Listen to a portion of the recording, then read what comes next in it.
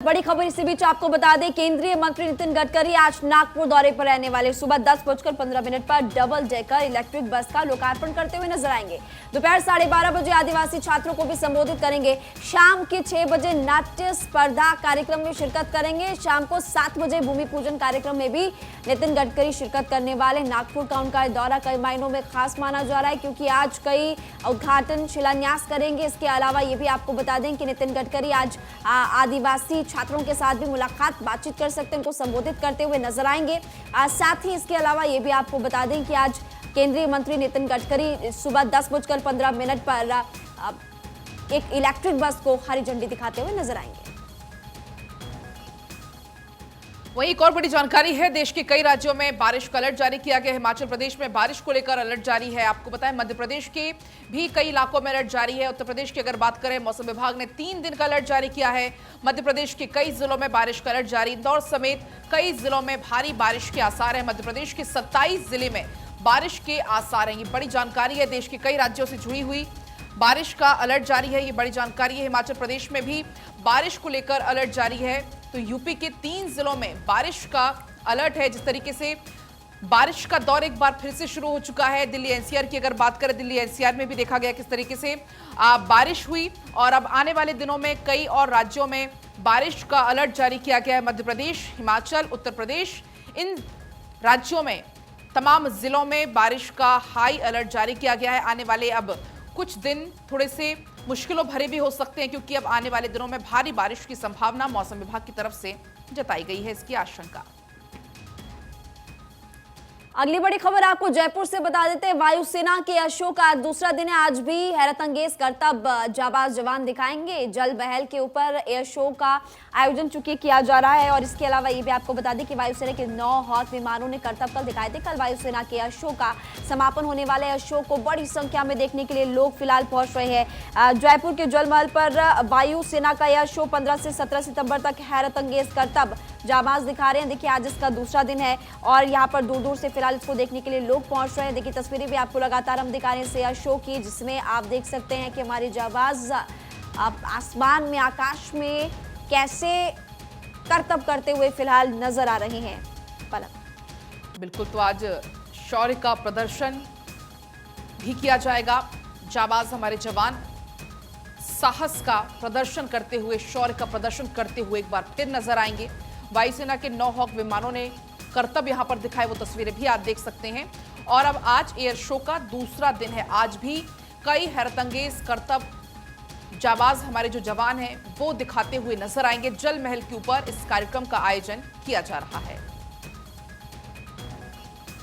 और चलिए एक बार फिर से पलक रुक करते हैं न्यूज़पेपर हेडलाइंस का, और एक खबर आपको बताते हैं जो कि फिलहाल राजस्थान यानी कि जयपुर से जुड़ी हुई है। और पेपर लीक मामले में ईडी ने एक बड़ा एक्शन लिया है। आरपीएससी के पूर्व सदस्य बाबूलाल कटारा अरेस्ट किए गए। दलाल शेर सिंह भी 3 दिन के रिमांड पर फिलहाल है जयपुर सेंट्रल जेल में। दरअसल पूछताछ की गई थी और पत्नी बेटे के नाम पर करोड़ों की संपत्ति बनाई, यह आरोप उन पर लगातार लग रहे हैं। इस वक्त मेरे पास दैनिक भास्कर, और दैनिक भास्कर में ये अखबार में फिलहाल खबर है। हेडलाइन में आपको बता देती हूँ, कटारा गिरफ्तार, पॉलिटिकल लेन देन और कितने पेपर बेचे, ये तमाम सवाल यहां पर ईडी खड़े करने वाली है।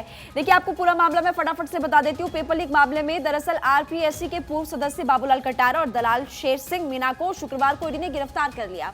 अब इसके बाद क्या हुआ, कई छापे पड़े थे, करीब 2 दर्जन लोगों से पूछताछ की गई थी, और इसके बाद ईडी ने बड़ी कार्रवाई करके दोनों को गिरफ्तार कर दिया।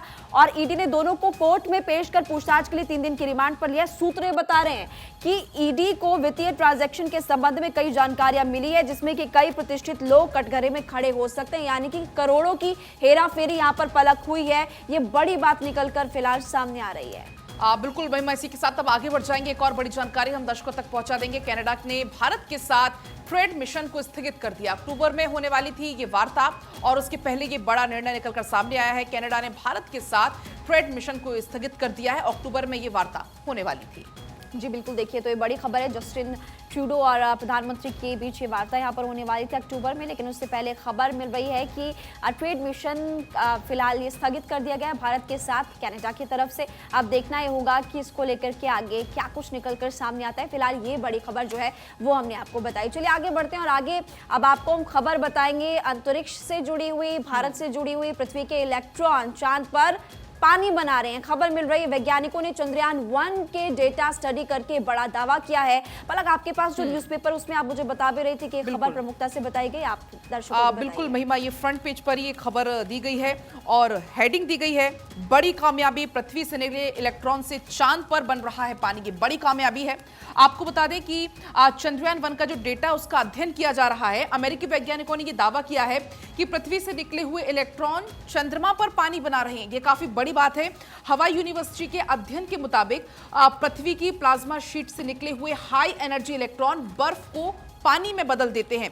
ये बड़ी जानकारी है। इसके अलावा नवंबर 2008 की अगर बात करें, तब भेजे गए चंद्रयान 1 था, तब चंद्रयान 1 को भेजा गया था और उस दौरान सबसे पहले चांद पर पानी की मौजूदगी के संकेत वहां से मिले थे। तो ये काफी अहम जानकारी हो जाती है। अमेरिकी वैज्ञानिकों ने चंद्रयान 1 का जो डेटा उसको लगातार अध्ययन करते हुए ये बड़ी जानकारी हम तक पहुंचाई है। और जो चंद्रयान 1 जिसे 2008 नवंबर में भेजा गया था और उसी ने सबसे पहले पानी होने के संकेत महिमा दे दिए थे। और देखिए, इसी के साथ साथ आपको ये भी जानकारी देते हैं कि अब चंद्रयान 3 क्योंकि साउथ पोल पर है और अभी फिलहाल वहां पर हमने पहले भी जानकारी दी थी अपने तमाम दर्शकों को, वहां पर अंधेरा है। अभी फिलहाल वो स्लीपिंग मोड में है, लेकिन चंद्रयान 3 का भी फोकस यही है, पानी खोजना। चलिए, इसके बारे में हमने आपको बता दिया ऑलरेडी। अब अगली खबर आपको बताते हैं कि प्रेस की स्वतंत्रता के साथ जिम्मेदारी भी महत्वपूर्ण है। उपराष्ट्रपति धनखड़ ने बात कही है। स्वतंत्र प्रेस लोकतांत्रिक राष्ट्र की रीढ़ है, ये उन्होंने कहा। फिलहाल आपने देखा है कि अब इन दिनों कैसे प्रेस को लेकर के, अब इसके अलावा आपने देखा है कि किस तरह की बातें लगातार की जाए। INDI गठबंधन ने जिस तरह से फैसला किया, उसके बाद लगातार सवाल खड़े हो रहे हैं और अब जगदीप धनखड़ ने तमाम बड़ी बातें फिलहाल यहाँ पर कही है। और बिल्कुल कल भारत 24 का कॉन्क्लेव था, उस दौरान असम के सीएम हिमंता बिस्वा शर्मा ने भी जमकर निशाना साधा और साथ ही एक बार फिर आपको बता दें, उपराष्ट्रपति की तरफ से भी कहा गया है कि जो प्रेस की स्वतंत्रता के साथ उसकी जिम्मेदारी भी काफी अहम है। आगे बढ़ेंगे, एक और बड़ी खबर आपको बताएंगे। चुनाव के मद्देनजर बीजेपी की सोशल इंजीनियरिंग। यूपी में बीजेपी संगठन का बड़ा फेरबदल। पश्चिमी यूपी में 16 जिलाध्यक्ष को बदला गया है। 19 में से 16 जिलों के अध्यक्ष को बदल दिया गया है। ये बड़ी जानकारी है। नए नामों के साथ साधे गए हैं जातिगत समीकरण। सामान्य, दलित, पिछड़ा, अल्पसंख्यक सभी वर्गों को साधा गया है। तो अब चुनाव नजदीक है और चुनाव के मद्देनजर बीजेपी ने ये बड़ी कार्रवाई की है। बीजेपी की सोशल इंजीनियरिंग इसको कहा जा रहा है। उत्तर प्रदेश में बीजेपी संगठन में बड़ा फेरबदल करते हुए 16 जिलाध्यक्षों को बदल दिया गया है।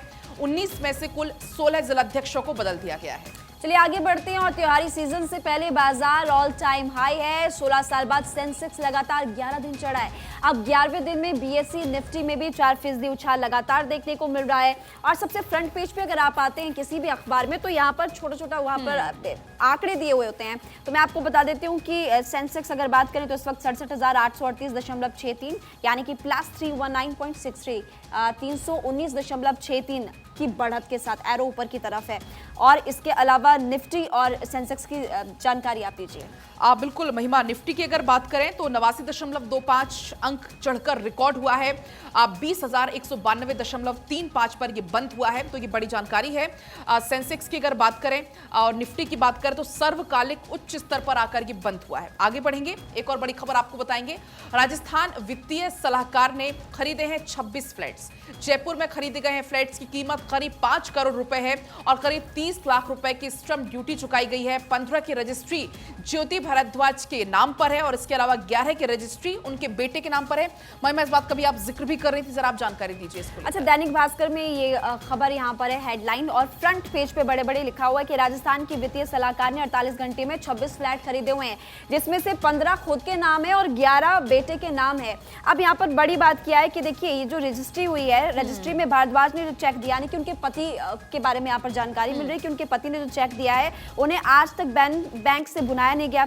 और दूसरी बड़ी बात कि कर्मचारियों की तरफ से सरकार को हर वर्ष देने वाले संपत्ति विवरण में भी इन फ्लैट्स का जिक्र तक नहीं है। सबसे बड़ी बात कि इतने करोड़ों रुपए आए कहां से, इसका भी जिक्र नहीं किया गया, क्योंकि ना तो लोन लिया गया है। अब जब आपने लोन नहीं लिया तो इतनी बड़ी रकम आप लेकर कहां से आए इतनी सारी फ्लैट्स खरीदने के लिए? तो तमाम सवाल यहाँ पर खड़े होते हैं और अब ऐसे में कार्रवाई होना यहाँ पर लाजमी है। आगे बढ़ते हैं पलक, अगली बड़ी खबर अब आप बताइए। बिल्कुल, अगली बड़ी खबर है अर्जुन राम मेघवाल से जुड़ी हुई, उनसे मुलाकात हुई है सीजेआई चंद्रचूड़ की। कानून मंत्री से दिल्ली में ये मुलाकात हुई है। राम जेठमलानी मेमोरियल लेक्चर में ये शामिल हुए थे और इस दौरान ये मुलाकात हुई। मुलाकात की तस्वीरें भी आपको हम दिखा रहे हैं।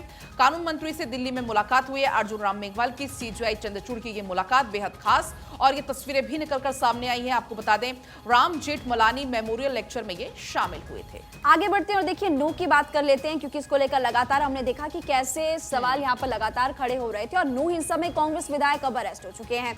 मामन खान राजस्थान से अरेस्ट। नूह में 2 दिन के लिए इंटरनेट सेवा फिलहाल बंद कर दी गई। मामन खान की गिरफ्तारी के बाद इस वक्त धारा 144 भी लागू है। जुम्मे की नमाज घर पर ही अता करने के फिलहाल निर्देश दिए गए हैं।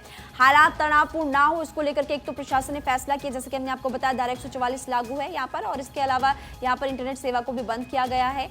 और प्रशासन की तरफ से खुद भी लोगों से अपील की जा रही है कि आप पूरी तरह से सावधानी बरतिए, शांति में रहिए। अगली बड़ी खबर पलक। बिल्कुल, अगली बड़ी खबर मुंबई से है, जहां पर ठाणे में डोंबिवली में इमारत ढहने से 2 की मौत हो गई है।